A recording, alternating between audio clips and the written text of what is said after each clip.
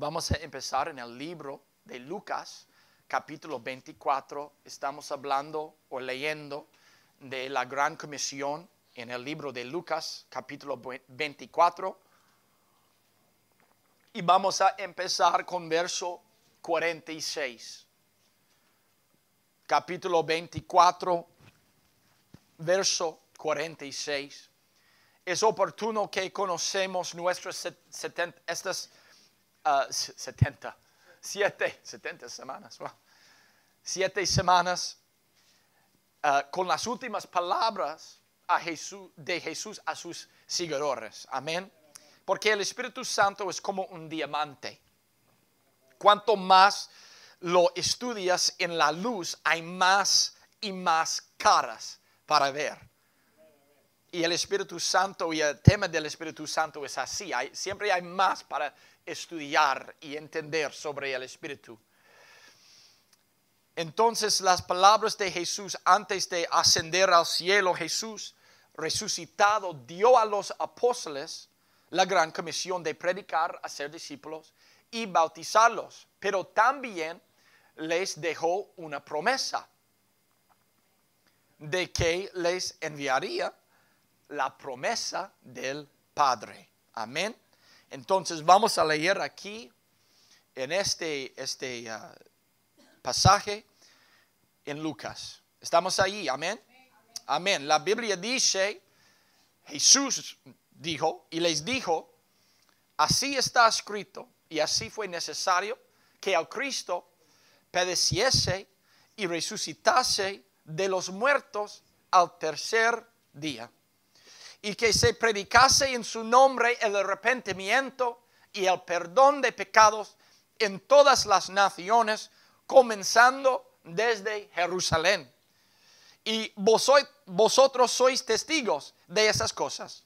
He aquí, yo enviaré la promesa de mi Padre sobre vosotros, pero quedaos vosotros en la ciudad de Jerusalén hasta que seáis investidos de poder desde lo alto. Amén. Entonces hoy vamos a hablar sobre la promesa del Espíritu. Cierra tus Biblias y vamos a orar una vez más y pedir la bendición del Señor sobre esa predicación. Mi Dios, mi Señor, mi Jesús, gracias Dios por este día, por todos los que están aquí esta mañana, Señor. Gracias, Señor, por su fidelidad. Señor, gracias por tu presencia en este lugar, Señor. Ahora mismo, Señor, úsame, une mis labios, Señor, y los corazones y mentes también de su pueblo para entender, no solo con la mente, sino también con la revelación divina del Espíritu Santo, este pasaje y su palabra, en el nombre de Jesús. En el nombre de Jesús, amén. Amén. Pueden sentarse, hermanos, en el nombre precioso del Señor. Somos pentecostales, amén. Precisamente porque creemos que la experiencia de Pentecostés de hace 2000 años sigue vigente hoy en día. Amén. Es decir, creemos que la llenura del Espíritu Santo como una experiencia distinta de la de nuestra confesión de fe, nuestro arrepentimiento y la de nuestro bautismo en agua, es una experiencia distinta. Y las Escrituras declaran que esta hermosa promesa del Espíritu Santo es también un don gratuito para todos aquellos que la reciben. Jesús dijo en Lucas 11, cuanto más vuestro Padre Celestial dará el Espíritu Santo a los que se lo piden. Es un don gratuito, hermanos. Lamentablemente hoy en día muchos, si es que creen en la experiencia sobrenatural de recibir el don del Espíritu Santo, lo ven como algo opcional, algo como una bendición adicional en su vida.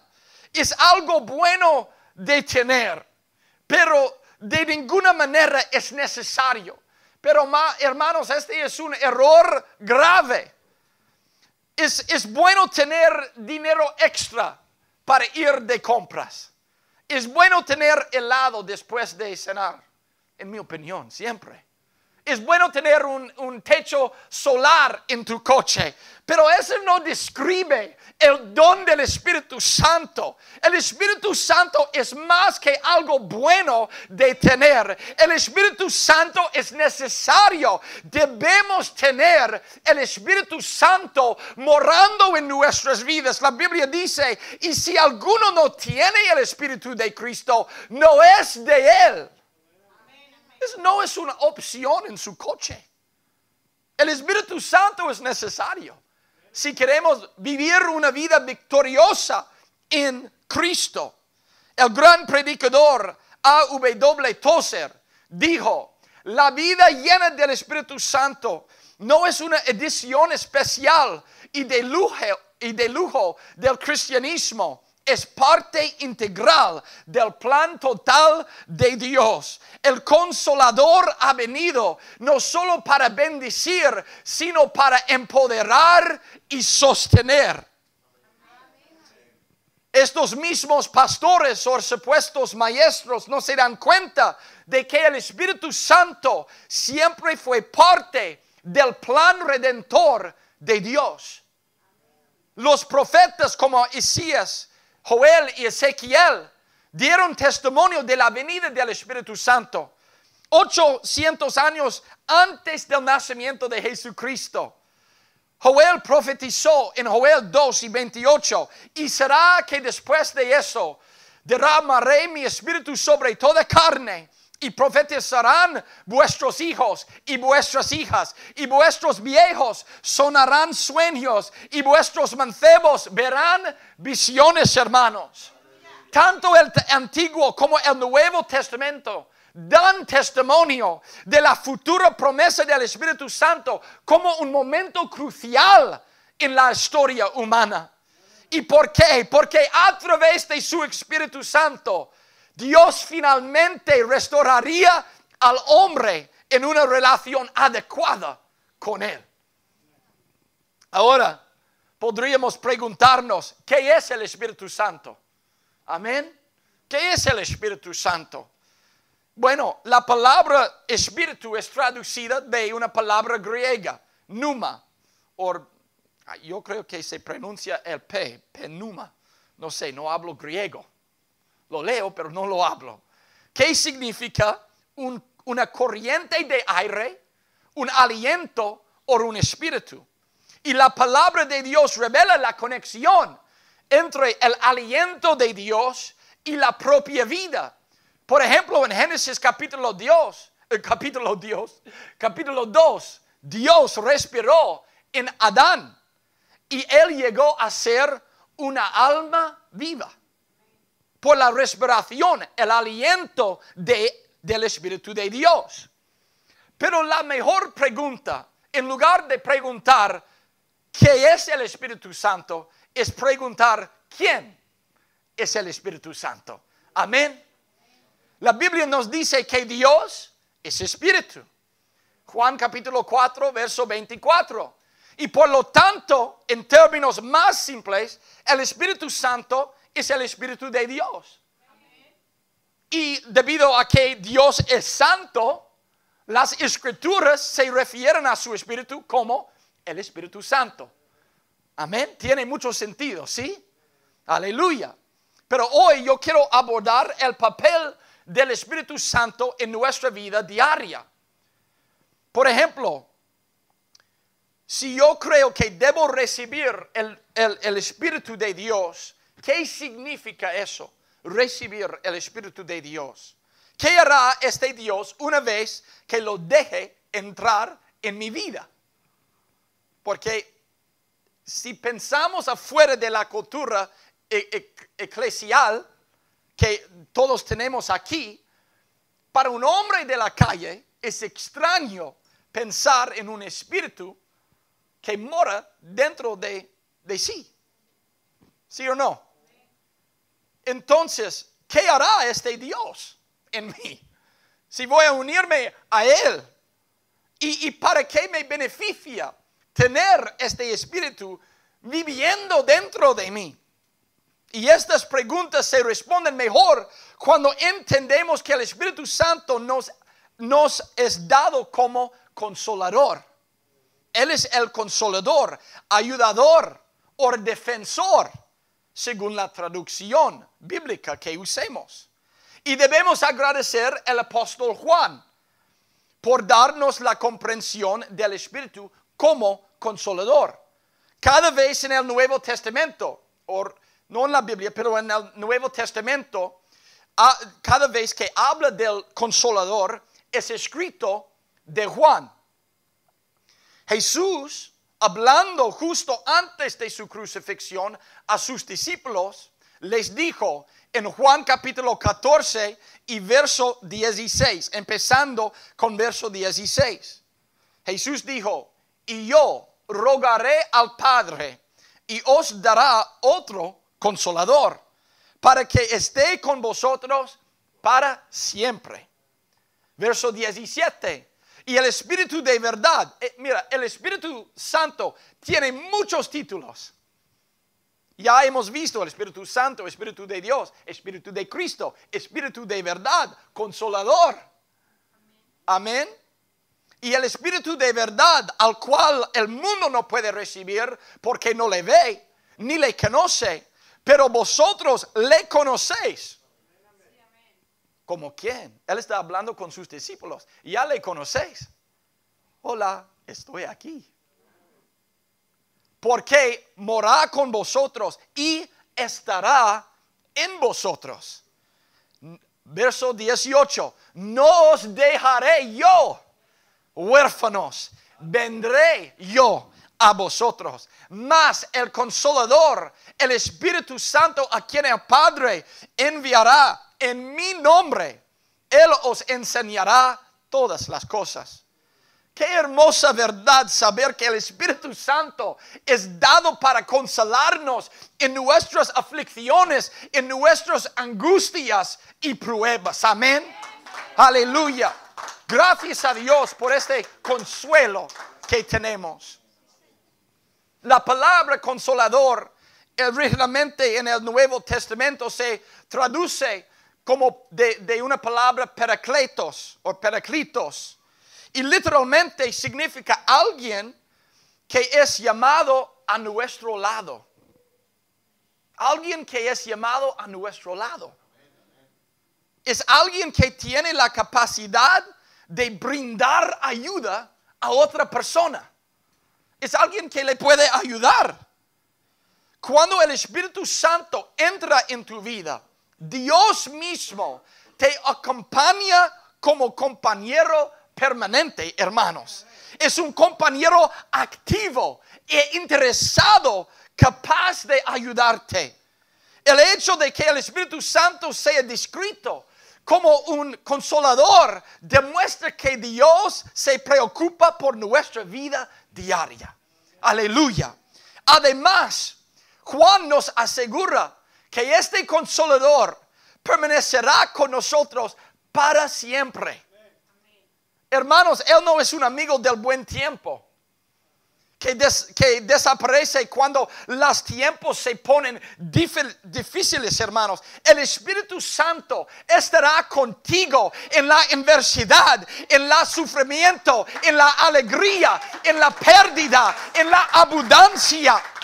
Él estará contigo para siempre, hermanos. Y la Biblia dice, Él es el amigo más unido que un hermano. Gloria a nuestro Señor por el Espíritu Santo, el Consolador. También leemos que el Espíritu Santo no nos dejará huérfanos. Un huérfano, obviamente, un huérfano es alguien que no tiene padres. Pero en términos generales, un huérfano se ha quedado sin maestro, guía o guardador. Un huérfano está solo. Y yo compartí eso con nuestro equipo núcleo hace algunas semanas. Un estudio de la Universidad de Baylor en Texas reveló que aunque vivimos en el mundo de Facebook, X, TikTok, Instagram, la gente está más sola que nunca. Sienten más solas que nunca. El Espíritu Santo viene para que nunca estemos solos, hermanos. Él es quien nos cuidará con bondad, como un padre, como una madre. Si sufres de soledad, debes permitir que el Espíritu Santo llene tu vida. Porque Jesús nos prometió en las Escrituras: no te desampararé ni te dejaré. Él va a estar con nosotros para siempre. Aleluya, gloria al nombre del Señor. Quizás ahora te preguntas, ok, ¿quién es que realmente viene a vivir dentro de mi corazón cuando yo acepto al Señor, cuando yo recibo el Espíritu Santo? Porque he oído que Jesús viene a vivir en mi corazón. ¿Sí o no? Todos lo han escuchado, ¿sí? Estamos vivos aquí esta mañana. Amén, gloria al Señor. Ok, pero tú dices que es el Espíritu Santo el que vive dentro de nosotros. ¿Cuántos espíritus se supone deben tener los cristianos? 1, 2, 10, 100 espíritus. ¿Cuántos tenemos? 1. No tenemos que preocuparnos por el número de habitaciones en nuestro corazón. Amén. Solo recibimos un solo espíritu. Y cuando recibimos el Espíritu Santo, recibimos el Espíritu de Jesucristo. Gálatas 4:6 dice: y por cuanto sois hijos, Dios envió a vuestros corazones el Espíritu de ¿quién? De su Hijo, el cual clama: Abba, Padre. Por supuesto, sabemos que el Hijo es Jesucristo, porque Él es el Hijo de Dios. Y por eso Jesús dijo, Él habló del Consolador en Juan 14, diciendo: no os dejaré yo. Es mi espíritu, el Espíritu Santo es el Espíritu de Cristo. Y esa comprensión de que el Mesías o Cristo sería el Consolador se remonta a la época de Jeremías, 600 años antes del nacimiento de Jesucristo. Porque Jeremías era un profeta durante el tiempo del exilio, o justo antes el tiempo del exilio de los judíos. Y Jeremías acababa de ver la destrucción total de la ciudad de Jerusalén y el templo santo y sagrado a manos de los babilonios. Y él observó como miles de hombres, miles de mujeres y niños eran asesinados o esclavizados debido de este conquisto de los babilonios. Y él escribió en Lamentaciones: por esta causa lloró, mis ojos fluyen aguas, porque se alejó de mí el Consolador que de reposo a mi alma. Él estaba lamentando la ausencia del Consolador a Jerusalén, a la nación de Israel en ese momento. Pero es algo muy interesante que en hebreo esta palabra en el Antiguo Testamento, Consolador, corresponde al nombre Menahem. Y Menahem era el nombre que los judíos daban al Mesías, que vendría a consolarlos en su sufrimiento y restaurar la nación de Israel. Este versículo es un lamento por el mal que se le ha hecho a Israel, los babilonios. Pero también es un clamor, es una clama para el Consolador, el Mesías, el Cristo que ha de venir, hermanos. 600 años antes de Cristo. Y siglos después, cuando los judíos tradujeron las palabras de Jeremías al griego, esa palabra Menahem se tradujo usando la misma raíz que Juan usó para describir al Consolador, Paracletos. Sabemos que Jesucristo es el Mesías profetizado y por lo tanto podemos estar seguros de que el Espíritu Santo es el Espíritu de Cristo. Solo hay uno que vive en nuestros corazones y su nombre, hermanos, es Jesús. Y su Espíritu es el mismo Espíritu Santo de Dios. Aleluya. ¿Quién es el Espíritu Santo? Es Jesús. Es el Espíritu de Jesús morando. El mismo Espíritu que Él tenía y tiene morando dentro de nosotros. Recibimos un pedazo, un trocito de su Espíritu. Como una herencia. Como un compromiso hasta que lleguemos al cielo para recibir la plenitud de nuestra salvación, la plenitud de nuestra gloria. Amén. Nuevos cuerpos físicos que no son blandos. Amén. Amén. Y no sufren dolores ni enfermedades, hermanos. Vamos a recibir la plenitud de nuestra salvación. Aleluya. Yo quiero contar un testimonio del Consolador que ha pasado en mi vida propia. Algo que ha pasado recientemente, hace 1 año y medio, mi familia y yo estábamos cenando en un restaurante de pizza napolitana, buenísima. Y todavía lo recuerdo. Amén. Y estuvimos en Carolina del Norte, en los Estados Unidos, cuando yo noté algunas extrañas palpitaciones en mi corazón. Y llevábamos en este momento 8 meses seguidos viajando para recaudar fondos para volver a España como misioneros. Y lo notó, pero supuse en ese momento que un poco de descanso, ¿vale?, solucionaría el problema sin problema.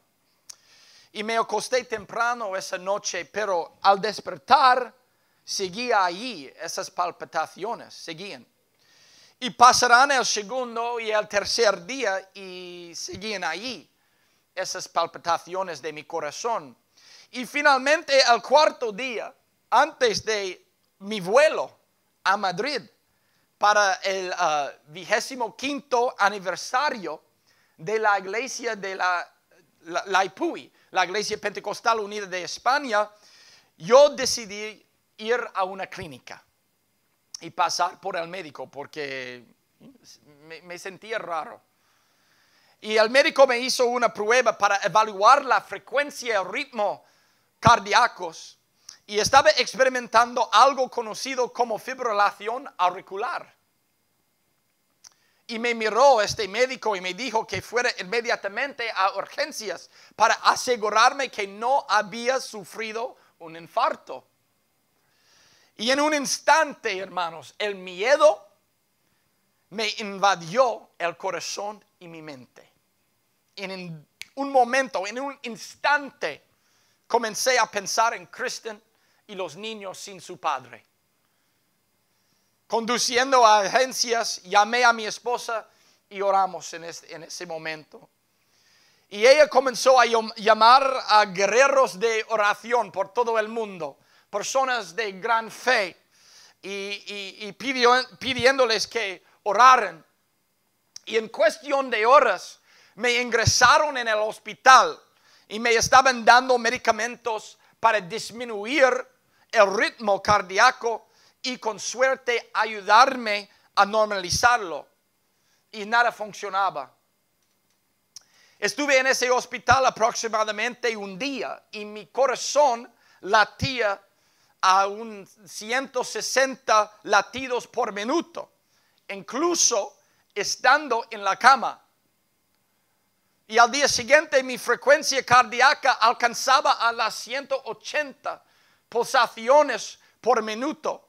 Y me trasladaron a un hospital más grande para un procedimiento conocido como cardioinversión. En este procedimiento me dieron anestesia y me aplicarían un shock, un tuf cardíaco para que recuperara el ritmo cardíaco con un desfibrilador. Es las máquinas que se usan para reanimar a la gente. Amén. Entonces muchos oraban, pero mi corazón no se corregía solo. Y no entendía por qué en ese momento, porque tenía fe. Pero antes de trasladarme al hospital más grande, el Espíritu Santo, el Consolador, Él me habló en la cama del hospital y Él me dijo, tienes que pasar por eso. No son buenas noticias. Y entendí que esto se refiere a la cardioinversión. Y puede que no piensen, es muy aliviador escuchar estas palabras.